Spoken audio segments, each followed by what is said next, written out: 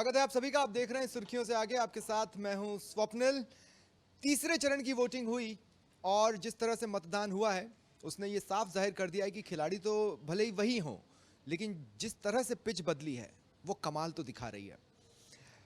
मतदान प्रतिशत का फाइनल आंकड़ा 24 घंटे में सामने आएगा या उसके बाद कहना मुश्किल है, लेकिन जब मतदान प्रतिशत का आंकड़ा आएगा उसी के बाद उस पर डिस्कशन करेंगे। राहुल अवस्थी इस वक्त हंस रहे हैं और जाहिर है उसका रीजन भी है। बीके शर्मा भी मेरे साथ हैं और मनोज भी मेरे साथ जुड़ चुके हैं।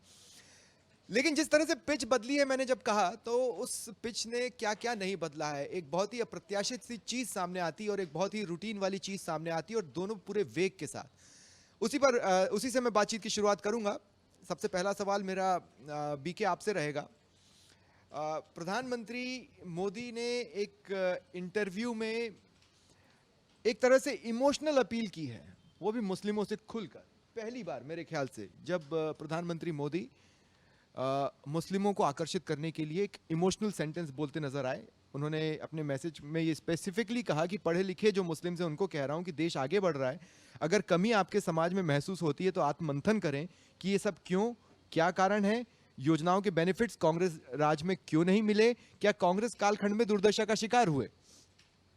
इमोशनल एक पिच मुस्लिमों की तरफ प्रधानमंत्री मोदी की ओर से, और इसी मैंने अप्रत्याशित कहा।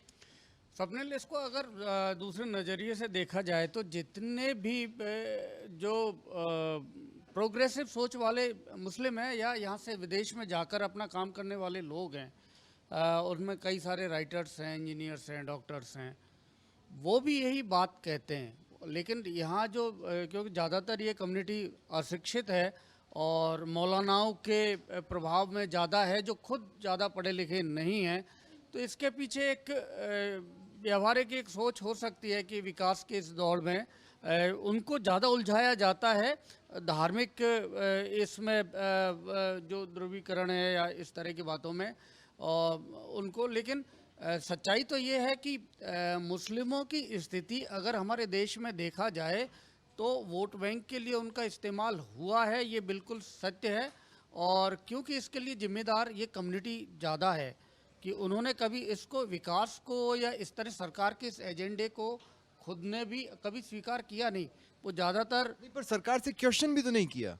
हाँ, यही मैं कहना चाहूँ। उन्होंने कभी सरकार से कि जिसको वोट देते आए वो एक वोट बैंक हो गया, और वोट बैंक का अलग अलग जैसे राज्यों में भी उनका अलग अलग इस्तेमाल किया है, और पूरे देश के अगर स्तर में ये माना जाता है कि वो कांग्रेस का वोट बैंक है, और राज्यों में वो अलग अलग बढ़ जाता है, तो वो केवल एक वोट बैंक की तरह इस्तेमाल हुआ है। और इसी की वजह से आप किसी भी मुस्लिम मोहल्ले में जाके आप देख लीजिए, वो आपको अलग तरह का एक देश, अलग तरह की संस्कृति, अलग समाज आपको वहाँ नज़र आता है।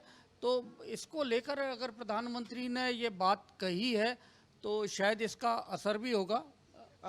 एक खास बात यह भी है कि प्रधानमंत्री मोदी जब ये बोलते हैं कि योगा को सभी ने अपनाया, कई मुस्लिम नेशंस हैं जिन्होंने योगा को अपनाया, लेकिन हमारे यहाँ जब होता है तो कुछ लोग सामने आकर विरोध करने लगते हैं। ये भी एक पर्सपेक्टिव है। लेकिन क्या एक पर्सपेक्टिव राहुल ये भी नहीं हो जाता कि जैसे ही विपरीत छवि वाला कोई खादीदारी बनता है तो वो उन मुस्लिम क्षेत्रों में जाकर भी एक पर्टिकुलर मैसेज देने की कोशिश करता है, जैसा कि हमने मरुधरा में देखा। इसीलिए आगे वो बोलते हैं कि मैं नहीं चाहता कि कोई समाज बंधुआ मजदूर की तरह जिए, क्योंकि कोई डरा रहा है। अगर बीजेपी वाले डर वाले लगते हैं तो 50-60 लोग आओ बीजेपी कार्यालय, बैठो, कब्जा कर लो, कोई नहीं आपको वहां से हटाने वाला है। एक वर्ग से ये अपील से ज़्यादा उनको हिदायत है। मैं समझता हूँ कि आपको इस तरीके से आगे बढ़ना चाहिए और यही तरीका है विकास उन्मुखी होने का। अपील, क्योंकि मैं जानता हूँ जितना इतना खुलकर अपील अब तक मोदी ने नहीं की है। मोदी ने समझाने की कोशिश की है, क्योंकि जब भी कोई सरकारी योजना बनती है, बीके बिल्कुल सही कह रहे हैं, जब भी कोई सरकारी योजना बनती है वो किसी एक व्यक्ति के लिए तो बनती नहीं है, वो समाज में हर व्यक्ति के लिए होती है। वो किसी कास्ट के लिए नहीं होती, वो किसी धर्म के लिए नहीं होती, मज़हब के लिए नहीं होती। लेकिन फिर भी आप वो सेगमेंटेड मोहल्ले देख सकते हैं, वो जगहें देख सकते हैं जहाँ जिस स्थिति में दूसरे लोग रह रहे हैं या जिनको वो एड्रेस कर रहे हैं वो लोग रह रहे हैं। तो उन परिस्थितियों से बाहर कैसे निकलेगा वो समाज, या फिर उनकी लाइफस्टाइल कैसे बेहतर होगी, इसके लिए उस समाज को ही काम करना पड़ेगा, उन लोगों को काम करना पड़ेगा, अपने अंदर चीज़ों को लाना पड़ेगा। क्योंकि इस बात में कोई दो राय नहीं है कि उनका वोट बैंक के लिए इस्तेमाल हुआ, वो वोट बैंक बने रहे, उन्होंने कभी विकास को देख करके वोट नहीं किया। उन्होंने यानी कि एक लार्जर सेक्शन ने, मैं मानता हूँ कई प्रोग्रेसिव मुस्लिम हैं जो इसे लेकर के एक अलग सेंटिमेंट रखते हैं, और उनकी जो सेंटिमेंट है उसकी वैल्यू नहीं होती समाज के अंदर, उनको पूछा नहीं जाता, उनको तरजीह नहीं मिलती। लेकिन जिस तरह से उन्होंने अपील की, यहाँ एक कहना चाहिए एक उदारवादी चेहरा उन्होंने अपना प्रस्तुत किया। एक वो दौर था जब लोग, तो फिर वो स्विच कर रहे हैं क्या? नहीं, नहीं, आप मोदी को कभी भी टोपी पहने हुए नहीं देखेंगे, ये बात तय है। उन्होंने एक उदारवादी चेहरा पेश करने की कोशिश की, उन्होंने समझाने की कोशिश की है एज एक बड़े लीडर के तौर पर। बदलते वो आपको नहीं दिखेंगे, वो हैं जैसे हैं वैसे ही रहेंगे। और बेहतर एक उदाहरण क्या हो सकता है स्वप्निल, कि आप पाकिस्तान में जितने भी लोग हैं, आप यूट्यूब पर सोशल मीडिया के प्लेटफॉर्म पर आप देखेंगे कि पाकिस्तान में जो मुस्लिम है कम्युनिटी, उसके वहाँ यूथ है, पढ़ने लिखने वाले लोग, वो सब जब हमारी यहाँ मोदी सरकार की पॉलिसीज़ की तारीफ़ करते हैं और वो कहते हैं हमको ऐसा करना चाहिए। अभी तो पीएम ने उन्होंने कहा कि हमारी जो जीएसटी का कलेक्शन था उसे देखकर पाकिस्तान के प्रधानमंत्री ने कहा कि ये जीएसटी का कलेक्शन इंडिया में इतना हो रहा है, इससे अंदाज़ा आप लगा सकते हैं कि वहाँ पर किस तरह से ये सिस्टम काम कर रहा है और हमारे यहाँ पर कितना करप्शन है। जब आप सिस्टम को, रीति नीति की तारीफ कर रहे हैं, पाकिस्तानी लीडर ने कहा कि हम यहाँ पर रो रहे हैं और वहाँ देखो कैसे काम हो रहा है। हाँ, तो इसका मतलब है कि यहाँ जो काम हो रहा है, सिस्टम से जो सिस्टम काम कर रहा है ना, उसकी तारीफ की जा रही है। तो फिर आप यहीं की जो कम्युनिटी है वो उसके साथ क्यों नहीं कनेक्ट कर पाती है? इसके लिए ये प्रधानमंत्री मोदी की एक अपील। एक खास बात और जो उन्होंने इंटरव्यू के दौरान कही मुस्लिमों से जुड़ी हुई, मनोज, वो ये कही कि आपके यानी मुस्लिमों के मन में है कि सत्ता में हम बैठाएंगे उतारेंगे, लेकिन इससे अपने बच्चों का भविष्य आप खराब कर रहे हो। अब बिल्कुल जो मैं मेरे नज़र से देख पा रहा हूँ, जब जम्मू कश्मीर में धारा 370 थी तो उसमें कई ऐसे प्रावधान थे जो योजनाएं पूरे देश में लागू होनी चाहिए थी, लेकिन जम्मू कश्मीर में नहीं हो पाती थी केवल उस धारा की वजह से, और वहाँ का विकास एक तरह से रुका हुआ था। जिस तरह से 370 को हटाया गया है तो उसके साथ जो बाधाएं थी वो बाधाएं भी खत्म हो गई, और वहाँ देख रहे हैं कि विकास होता हुआ नज़र आ रहा है, सड़कें बन रही हैं और भी उद्योग धंधे पहुँच रहे हैं। तो स्थानीय जो जम्मू कश्मीर का जो लोग हैं वो समझ रहे हैं कि भाई इसके हटने के फ़ायदे हैं, लेकिन जो जम्मू कश्मीर का नहीं है, अन्य राज्यों का है, चाहे राजस्थान का हो, मध्य प्रदेश का हो, उत्तर प्रदेश का हो, उनको ये लग रहा है कि इससे नुकसान हुआ है। तो जिस तरह से जो मोदी का फोकस यहाँ रहा है वो यही रहा है कि अपने बच्चों को शिक्षा दिलवाएं, मदरसों से बाहर आएँ। और एक सबसे बड़ी बात स्वप्निल ये जो मैं देख पाया हूँ कि यहाँ पर जो मुस्लिम समाज को पीछे धकेलने में समाज के ही जो ठेकेदार जो कह सकते हैं, जिनको आप किसी भी रूप में देख सकते हैं, चाहे नेता के रूप में देख लें या किसी धर्मगुरु के रूप में देख लें, वो कहीं ना कहीं समाज को पीछे धकेलता आया है, किसी वर्ग विशेष के साथ या किसी भी पार्टी विशेष के साथ जोड़ता आया है। जिसके मुख्य कारण जो पीछे रहने का वो यही है, क्योंकि मैं कुछ वर्षों मैंने टोंक में काम किया है और टोंक अपने आप में मुस्लिम बाहुल्य क्षेत्र है। तो मैंने ऐसी भी स्थिति देखी है कि वहाँ पर मुस्लिम समाज के लोगों के पास सोने के लिए भी समय निर्धारित होता है, 2 घंटे वो सोएगा, 3 घंटे वो सोएगा, और एक पूरा मोहल्ला, आपको उस मोहल्ले में हजारों आदमी जगते हुए मिल जाएंगे, क्योंकि बड़ा भाई घर पे सो रहा है, बाकी के सब घर के बाहर है। तो ज़रूरी तो है कि समाज को आगे लाया जाए। मैं एक पॉइंट जो अभी मनोज ने कहा और राहुल ने कहा, उससे ये सोचने पर मजबूर हुआ हूँ कि एक वक्त था जब इसी तरह के पिछड़े SC ST समाज का एक बहुत बड़ा वर्ग हुआ करता था और उनके लिए रिजर्वेशन की व्यवस्था की गई। मुस्लिम्स के लिए चूंकि संविधान धर्म पर आरक्षण नहीं देता, उस तरह के आरक्षण की व्यवस्था नहीं थी। तो क्या उनके आगे बढ़ने में ये चीज़ भी बाधा बनी जिसे कांग्रेस और दूसरी पार्टियां देख रही हैं? मुस्लिमों के पीछे होने का जो कारण है वो छुआछूत नहीं है। मुस्लिमों के पीछे अगर पश्मिंदा मुस्लिमों की बात करते हो तो उसके अंदर वो कारण वो नहीं है कि एडेड अगर रिजर्वेशन मिल जाता, reservation on the basis of economic class होता फिर वो, और अगर इकोनॉमिक क्लास है तो फिर उसमें अगर कर ही रहे हैं तो फिर वो सर्व साधारण के लिए होना चाहिए। उसमें क्यों मुस्लिम ही अकेले हों? वो तो सबके लिए होना चाहिए। पिछड़े तो और आर्थिक आधार पे तो कई लोग पिछड़े हुए हैं, है ना? नहीं, हाँ, कुल मिलाकर के बात ये है कि अपने आप को एक वोटिंग क्लास के रूप में इस्तेमाल होने देना स्वेच्छा से, ये सबसे बड़ी समस्या मुस्लिम वोटर्स के साथ में रही है और उसी को एड्रेस किया है। मोदी को इस बात का अच्छी तरह से भान है कि यहाँ से वोट हमको मिलने वाले नहीं है, ये बीजेपी अच्छे से जानती है और मोदी भी जानते हैं। लेकिन अगर जितना अजय प्रसाद है, जितना अजय प्रसाद है, बिल्कुल सही कह रहे हैं। लालू प्रसाद यादव, आज किस्मत से, मैंने कहा ना, एक तो प्रत्याशित, एक अप्रत्याशित था, लेकिन दूसरा जो धड़ा था वो रूटीन का था और बहुत जोरदार था। वो ये है कि लालू प्रसाद यादव ने ये कहा है, हालांकि 4 घंटे में यूटर्न भी लिया, लेकिन उन्होंने कहा कि मुसलमानों को पूरा रिजर्वेशन मिलना चाहिए। एक तो मुझे ये पूरा रिजर्वेशन नहीं पता क्या है, लेकिन प्रधानमंत्री मोदी ने उसे लपका भी, और क्या कहा वो मैं थोड़ी देर में बताऊंगा। लेकिन क्या इस पर आप- एमआई जो एमआई फार्मूला है उस पर वो कोशिश एमवाई उस फार्मूले पर वो उनको कोशिश की जा रही है, और उनको लग रहा है कि तेजस्वी वहाँ पर यूथ में जो और दूसरी कम्युनिटी है वहाँ यूथ पर काफ़ी प्रभाव डाल पा रहे हैं और उस वोटर्स को वो अपनी ओर आकर्षित कर पा रहे हैं। साथ में उनको यदि मुस्लिम और यादव का ये उनको साथ मिल जाए, पुराना जो पहले उन्होंने सत्ता चलाई है वहाँ पर 16 साल से ज़्यादा, तो उसकी कोशिश उनकी है। यही एक मूल, क्योंकि इस समय चुनाव है तो इसमें चुनाव से इतर कुछ नहीं हो सकता, कुछ देखा भी नहीं जाता चाहिए, ना सोचना चाहिए। तो वोट बैंक का इस समय अपना जो आखिरी दाव है, देखिए, जिस तरह से 2014 में मोदी का उदय हुआ और 2019 में वो कंटिन्यू हुआ, एक सेक्शन ऑफ मुस्लिम वोट्स के बिना वो पॉसिबल नहीं है। एक सेक्शन ऑफ मुस्लिम वोट्स तो उनको गया ही होगा। है ना, वो मुस्लिम वोट्स हैं बोहरा कम्युनिटी के। वो आप देखिएगा गुजरात में बहुत बड़ी संख्या में वो बोहरा कम्युनिटी है। वो बोहरा कम्युनिटी आपको राजस्थान में मिलेगी और कई इलाकों में मिलेगी, यहाँ तक कि महाराष्ट्र में मिलेगी। वो आप ये समझ लीजिए डाई हार्ड वोटर्स हैं, मोदी के नाम पे वोट करने वाले। बीजेपी के लिए वोट करें ना करें, लेकिन वो मोदी के नाम पे वोट करते हैं। आप देखिए, जब कई प्रवासी हैं जो मुस्लिम जो यहाँ से जाकर के यूएई में या सऊदी में बसे हुए हैं, वहाँ जब आप देखेंगे तो मोदी को लेकर के उन लोगों का एक अलग क्रेज दिखाई देता है। वो लोग मोदी को एक अलग नजरिए से देखते हैं बिकॉज ऑफ मोदी। उनको और महिला वोट बैंक भी कम से कम वो ट्रिपल तलाक के बाद थोड़ा सा ऊपर नीचे हुआ है, और विपक्ष इसे देख रहा है, और इसीलिए विपक्ष ये चाहता है कि किसी तरह से उन्हें फिर एक बार एकजुट किया जाए और अपने पाले में लाया जाए, बीजेपी से छिटकाया जाए। इसी कड़ी में लालू प्रसाद यादव के बयान को देखना चाहिए फिलहाल के लिए, मुझे ऐसा लगता है। बिल्कुल, जैसे स्वप्न देखा गया है कि मुस्लिम जो वोटर है वो राज्य के हिसाब से बदलता हुआ नजर आ रहा है। अगर हम उत्तर प्रदेश की बात करें तो वो बसपा के सपा के साथ चला जाता है, पश्चिम बंगाल की बात करें टीएमसी के साथ चला जाता है, और बिहार की बात करें तो लालू प्रसाद यादव के साथ ही जाता है। और यहाँ जो लालू प्रसाद यादव की जो कोशिश है वो नीतीश ने उसमें सेंध लगाई है। नीतीश ने सेंध लगाई है, लेकिन जो पूरी अब कोशिश है इन चुनावों में, वो कोशिश यही है कि वो किसी भी तरह से उनका वोट बैंक रहा है और वोट बैंक बना रहे। और ऐसे बयान आने के बाद सबसे, मतलब मुझे तो ऐसा लगता है कि बीजेपी को तो इंतजार भी नहीं करना पड़ता होती है और उसको बीजेपी लपक लेती है।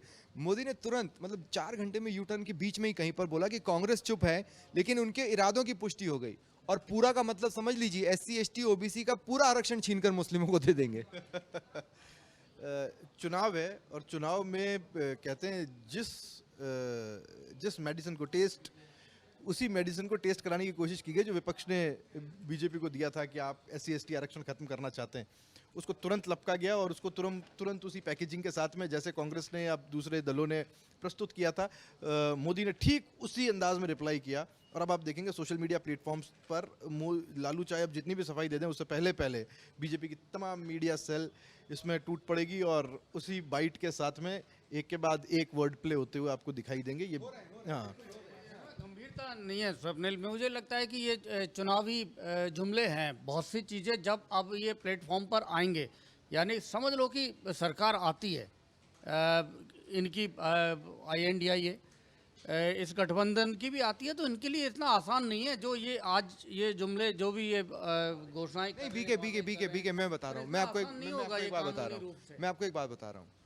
कांग्रेस तो वैसे ही वादा कर रही है ना 50% कैप हटाने की, आरक्षण की जो 50% कैप है हम उसको खत्म कर देंगे। आप मुस्लिमों को धर्म के आधार पर आरक्षण नहीं दे सकते, लेकिन इकोनॉमिकली वीकर सेक्शन के तौर पर तो दे सकते हैं। उन्हें आप OBC में तो ला सकते हैं, आप उसके लिए सेक्शन तो बना सकते हैं। तो ऐसा नहीं है कि पॉसिबिलिटीज नहीं है वो अभी भी OBC में कुछ मुस्लिम हैं जो मुस्लिमों के अंदर भी जो कम्युनिटी है उनको आरक्षण है, जो इसके अंदर भी जो वीकर सेक्शन है और उनको आरक्षण मिला हुआ है, उसके अंदर वो हैं, उसके अंदर OBC में उनको मिला हुआ है आरक्षण। ऐसे में पूरा का मतलब ये निकलता है कि आप धर्म के आधार पर आरक्षण देंगे, जिसके लिए एक बार फिर आपको नंबर्स की जरूरत होगी। एक तो टोटल 2/3 और प्लस उस दिन प्रेजेंट एंड वोटिंग। तो जो आप ये कह रहे हैं कि बीजेपी आएगी और संविधान को बदल देगी, वो बेसिकली INDIA को करना होगा, अगर वो धर्म के आधार पर अब रिजर्वेशन देना चाहती है, जो कि संविधान की मूल भावना के एकदम खिलाफ होगा। स्वप्निल देखो, कई जातियां हैं, कई समाज हैं, धर्मों में देखें तो जिनको आरक्षण मिला हुआ है शुरू से, लेकिन हर समाज का जो वर्ग है उसका जो लाभ है नहीं उठा पाया। आप एससी वर्ग को देख लो, एक जाति विशेष का उस पर कब्जा है। एसटी वर्ग को देख लो, तबकि उसमें और अन्य जातियां भी हैं एससी वर्ग में, लेकिन एक किसी भी उसका आरक्षण को देख लो। सबसे बड़ी बात है कि जो पढ़ गया वो आरक्षण का लाभ उठा गया, और जो पढ़ नहीं पाया वो आरक्षण का लाभ नहीं उठा पाया। और अब जो देश को आवश्यकता है वो जातिगत आरक्षण की आवश्यकता है ही नहीं। अब जो आवश्यकता है धर्म के आधार पर भी नहीं है। अब जो आवश्यकता है वो केवल है आर्थिक आधार, और उस आर्थिक आधार में तय सीमा सभी के साथ होनी चाहिए, चाहे वो एससी वर्ग से हो, चाहे जनरल वर्ग से हो, चाहे कोई जाति हो, चाहे कोई धर्म हो। आवश्यकता है वो आर्थिक आधार है। ये विजन 2047 तक के लिए ढकेलना पड़ेगा, फिलहाल तो इन चुनावों में ऐसा नजर नहीं आ रहा है। अब एक ऐसी खबर जिसे सुनकर हंसी भी आ सकती है, गुस्सा भी आ सकता है, वो आपको तय करना है, आपके अपने इमोशंस हैं। पर मैं पहले ही सचेत कर रहा हूँ कि ये इसी तरह की खबर है जो आपके अंदर झंझावत पैदा करेगी इमोशंस का। सपा के राष्ट्रीय महासचिव हैं रामगोपाल यादव। उनसे रिपोर्टर ने सवाल पूछा कि भैया आप मंदिर नहीं गए, तो उनके जो पहला सेंटेंस था वो ये था कि वो मंदिर तो बेकार का है, मंदिर ऐसे बनाए जाते हैं, मंदिर ऐसे नहीं बनते। पुराने देखिए दक्षिण से उत्तर तक नक्शा ठीक नहीं बना है, वास्तु के लिहाज से तो बिल्कुल ठीक नहीं बना है। अब सवाल यह है कि पहले तो कोई मुझे समझाए कि ये बेकार मंदिर होते क्या है। मतलब आप ये कह सकते हो कि पुरातत्व मंदिर है, वहां पर मूर्ति खंडित हो गई थी तो अभी पूजा नहीं हो रही है, लेकिन ये बेकार मंदिर क्या होता है? बेकार मंदिर क्या होता है ये तो पता नहीं, लेकिन ये बेकार का स्टेटमेंट है। फायदा मिलेगा इसका, आप विश्वास मानिए। बीजेपी तड़ से सुधांशु त्रिवेदी पीसी बुला लेते हैं तुरंत। बीजेपी को तो फायदा मिलेगा, इस चीज़ का जो फायदा है वो समाजवादी पार्टी को भी मिलेगा। जिस बेल्ट के ऊपर वो ये बात कह रहे हैं, उस बेल्ट में एक बहुत बड़ा सेक्शन ऐसा है जो इस स्टेटमेंट को एंजॉय करता है जब ऐसे शब्द कहे जाते हैं, और वो कोर बैंक वोट बैंक है जिसको समाजवादी पार्टी अपने साथ लेकर के चलती है। तो ये सारी चीज़ें कहने के पीछे भी मकसद होता है, जिस मकसद के साथ में ये कहा गया है। लेकिन ये जो कहना है, एक आम आदमी के लिहाज से, एक पत्रकार के लिहाज से अगर मैं देखता हूँ तो मुझे बड़ा अटपटाट, और सही कह रहे हैं आप, झंझावात महसूस होता है। और वो होना भी चाहिए। ये कहने के पीछे का आपका मकसद क्या है कि ये मंदिर बेकार का है, ये समझ से परे कि ऐसा कहने की ज़रूरत कहाँ पड़ी। जिस मंदिर को बनाने में एक इतनी बड़ी सोसाइटी को बरसों की लड़ाई लड़नी पड़ी हो, हज़ारों कुर्बानियाँ देनी पड़ी हो, और उसके बाद भी जब वो मंदिर बनता है वो भी कोर्ट के डायरेक्शन में बनता है, और जब वो बनकर के तैयार होता है उसके बाद में एक, जबकि आप वास्तु के जानकार भी नहीं है। अपना वास्तु के जानकार हैं ना किसी और के। हाँ, आपके ऊपर हमेशा ये आरोप जरूर लगे कि एक पार्टी को तोड़ने के आप बड़े विशेषज्ञ हैं, आपने उस पार्टी के अंदर किस तरीके से उस पर अपना आधिपत्य कायम किया। ऐसे स्टेटमेंट्स मुझे लगता है आपको पॉलिटिकली एक वर्ग का कोई वोट तो दिला दें, लेकिन ये हैं बड़े बेकार के, उससे ज़्यादा बेकार के जो जो जो उन्होंने कहा। इनमें तर्क लेकिन इसका जमीन पर पॉलिटिकल बेनिफिट्स मिलते हैं। इनमें क्या तर्क तलाशना तो बेमानी है, इसमें कोई तर्क नहीं होता। देखा जाए तो राम मंदिर का पूरे उत्तर प्रदेश में सबसे ज़्यादा वो लोग इसे अपना प्राउड, अपना गर्व समझते हैं कि राम मंदिर बना है। अब ऐसे देखा जाए तो पूरे हिंदुस्तान में और बाहर भी विदेशों में भी इसका जश्न मनाया जाता है। लेकिन अब ये राजनीति और चुनावों का वक्त है, इसमें वोट बैंक की राजनीति के लिए वो शायद सोचते होंगे कि उनको पता है कि जो राम मंदिर के समर्थक है, जिन्होंने बनवाने में प्रसन्नता महसूस की है, वो शायद उनके वोटर नहीं है। तो इसलिए उनको जो वोट नहीं देने वाले हैं या वोट देने वाले हैं, उनको प्रभावित करने की कोशिश है। इसमें कोई गहराई ऐसी तक की सारी खबरों को अगर मैं जोड़ दूं, मोदी का मुस्लिमों को मैसेज, लालू प्रसाद यादव का सेंटेंस और राम गोपाल यादव का ये सेंटेंस, तो ध्रुवीकरण तो हो रहा है और दोनों तरफ से हो रहा है ना? बिल्कुल, ध्रुवीकरण दोनों तरफ से हो रहा है। और किसी भी तरह से, चाहे वो मतदाता के रूप में किसी भी जाति का हो, किसी भी धर्म का हो, चाहे जुमले के माध्यम से या कोई कहानी सुनाकर या इमोशनली ड्रामा करके या किसी भी तरीके से क्षेत्रवाद करके, हर तरीके से दोनों जो भी दल हैं जो इस चुनाव मैदान में हैं, सभी पार्टियां हैं, उनका बस सोच ये किसी भी तरह से मतदाता का रुख हमारी ओर हो। और मैं एक चीज़ कह रहा हूँ कि मुझे लगता है कि हमें जुमले की जगह नारे बोलना चाहिए। कुछ काम विपक्ष पे ही छोड़ दें, हम पत्रकारों तक सीमित रहें मनोज भाई, ऐसा मुझे लगता है। लेकिन मैं अब एक बहुत इम्पॉर्टेंट खबर है और एक बहुत हल्की खबर है जिसका बहुत ग्रेटर मैसेज है, उस पर आ रहा हूँ। आचार्य प्रबोध कृष्णम फिर बोले, और अब बोले हैं कि राहुल नहीं अड़े होते तो खड़के की जगह प्रियंका कांग्रेस की अध्यक्ष होती। राहुल ने उन्हें राज्यसभा भी नहीं जाने दिया, एक कदम आगे बढ़े, बोले रायबरेली में भी नहीं लड़ने दिया। अच्छा, क्वाइट पॉसिबल, क्योंकि कई बार ऐसा लगा कि प्रियंका गांधी अब अहम जिम्मेदारी में आने वाली हैं, उन्हें अगर कोई रोक रहा है तो वो भीतर का ही रोक रहा होगा। आचार्य प्रमोद के किस तरह के रिलेशन है गांधी फैमिली में प्रियंका गांधी को लेकर कि ये किसी से छुपा हुआ नहीं है, और राहुल गांधी से कैसे ये भी किसी से छुपा हुआ नहीं है। वो इकलौते ऐसे व्यक्ति होंगे जो प्रियंका गांधी के तो करीब रहे, लेकिन राहुल गांधी से उनकी उतनी ही दूरियां रही। प्रियंका गांधी को हमेशा आगे बढ़ते हुए देखना चाहते थे, और अगर ये उनकी करीबी प्रियंका गांधी से रही है इतनी, और वो प्रियंका गांधी को इन एंड आउट जानते हैं, और अगर ये बात प्रियंका गांधी से उन्होंने सुनी है, तब तो इस बात के ऊपर बहुत गंभीरता से विचार होना चाहिए। लेकिन अगर ये उनका एक मानना है, तो मैं ये सोचता हूँ कि प्रियंका गांधी ने कभी इसको ओपनली एक्सेप्ट नहीं किया या कभी ये चीज़ बोली नहीं। अगर उनको राजनीतिक कोई तो इच्छा भी जाहिर नहीं की। इच्छा भी जाहिर नहीं की, भाई बहन के बीच में किस तरह का संवाद है या प्रेम है, वो कई बार उन्होंने ओपनली दिखाने की भी कोशिश की, और मुझे नहीं लगता कि कोई राजनीतिक क्लैश दोनों भाई बहनों के बीच में इस तरह का रहा है। इसमें क्योंकि ये इसलिए रॉबर्ट वाड्रा ने खुलेआम उन्होंने कहा कि मैं सक्रिय राजनीति में आना चाहता हूं, चुनाव रॉबर्ट वाड्रा में डिफरेंस है और प्रियंका में difference लेकिन एक बात, मेरी बात सुनिए कि रॉबर्ट वाड्रा वहां पर कोशिश कर रहे हैं, मतलब उनकी फैमिली प्लानिंग कर, जब रॉबर्ट वाड्रा कोशिश कर रहे हैं जबकि प्रियंका गांधी को ही टिकट नहीं दिया गया, तो ये कुछ बात इसके अंदर है। वक्त का इंतजार भी तो किया जा रहा होगा। हो सकता है कि लग रहा हो राहुल गांधी को कि ये जो वक्त है अब सही नहीं है, वक्त आएगा तो हो सकता है प्रियंका गांधी को। भावना का वो जिक्र कर रहे हैं, वो जेलसी है, आप समझिए इस चीज को। वो आचार्य प्रमोद कह रहे हैं कि राहुल गांधी प्रियंका गांधी से जलते हैं, और क्योंकि जलते हैं इसलिए आगे नहीं बढ़ने देते। मुझे उस चीज के ऊपर आपत्ति, मुझे नहीं लगता। मुझे एक बात कहनी है कि इस देश में जहां पर जीजा और साले का रिलेशन बहुत इंपॉर्टेंट होता है, जीजा कुछ मांगे और साला नहीं दे, ये कहां हो रहा है, ये किस हिस्से में हो रहा है? और ऐसे में रॉबर्ट वाड्रा वाला पॉइंट, राजनीति में तो कई बार आपने देखा होगा जीजा साले भी आमने सामने चुनाव लड़ते हैं अलग अलग पार्टियों से। राजनीति में ये बीकानेर में विधानसभा चुनाव में देखने को मिला था कि जीजा साले आमने सामने थे। राजनीति में ये जो है पैमाने सामाजिक जो मायने हैं ना, वो ध्वस्त हो जाते हैं और कुछ और। ठीक है। आखिरी खबर, मीम्स बहुत सर्कुलेट हो रहे हैं और मीम्स पर जिस तरह के रिएक्शंस आ रहे हैं वो बड़े इंटरेस्टिंग है। ममता बनर्जी का एक डांसिंग मीम आया जिस पर बंगाल पुलिस ने नोटिस भेज दिया, बोला नाम बताओ, पता बताओ अपना और कार्रवाई के लिए तैयार रहो।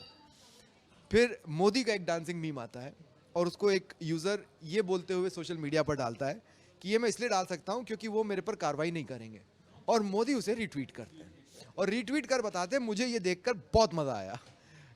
वो ठीक वैसा ही समझ लीजिए आप। अगर आपने वो मीम नहीं देखा तो आपको देखना चाहिए। स्वप्निल ने बहुत सही जगह ध्यान लेकर गए। जिस तरह का मीम ममता बनर्जी का है, ठीक वैसा ही मोदी का है। बहुत ज़्यादा अंतर कोई बहुत ज़्यादा अंतर नहीं है। एक ही तरह से आ रहे हैं, एक ही तरह से क्रॉस हो रहे हैं और एक ही तरह से आगे बढ़ रहे हैं।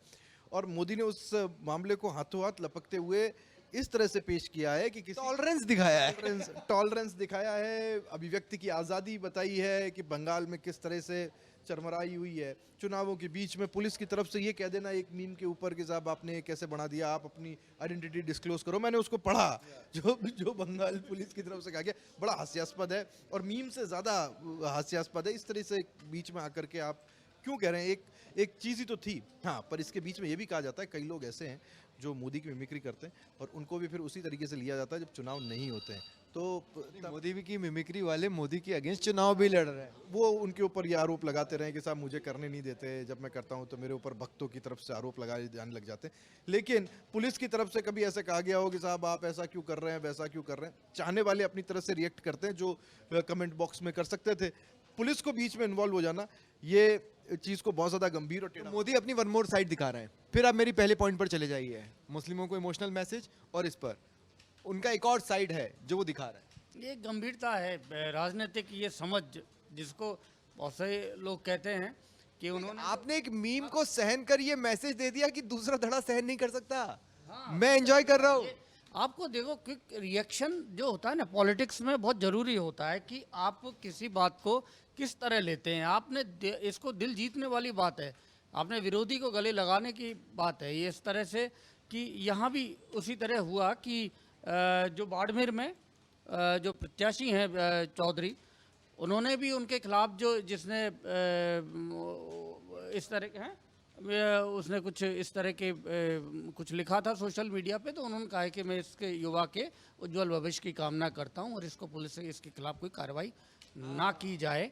उन्होंने एक बड़ा स्टेप किया और उन्होंने पूरा लिखा है कि युवा ये हो सकता है कि जिसे अप्रिशिएट भी किया जा रहा है हरीश चौधरी का। हाँ, तो हमेशा ये देखिए कि आपको ऐसे मामलों में थोड़ा बड़ा दिल रखते हैं और इसका फ़ायदा क्या होता है ये उठाना आप मोदी जी से आप सीख सकते हैं कि आप इसको बड़ा दिल रख के और अपनी बात कहते हैं तो उसका इम्पैक्ट राजनीतिक रूप से कैसे उसका फ़ायदा उठाया जा सकता है, ये इसमें देखने को मिला है। मैं लास्ट में सिर्फ इतना ही कहूंगा कि चुनावों के बाद देखना होगा कि क्या मोदी जी नाचते हैं या बंगाल के नतीजों में ममता बनती हैं। वो तस्वीरें तो साफ साफ सामने आएंगी और वो कोई मीम नहीं होगा, वो उस दिन की तस्वीरें होंगी जो कि 4 जून की देर रात तक या शाम होते होते सामने आ सकती हैं। बहुत बहुत शुक्रिया हमारे साथ जुड़ने के लिए। ये था सुर्खियों से आगे। नमस्कार।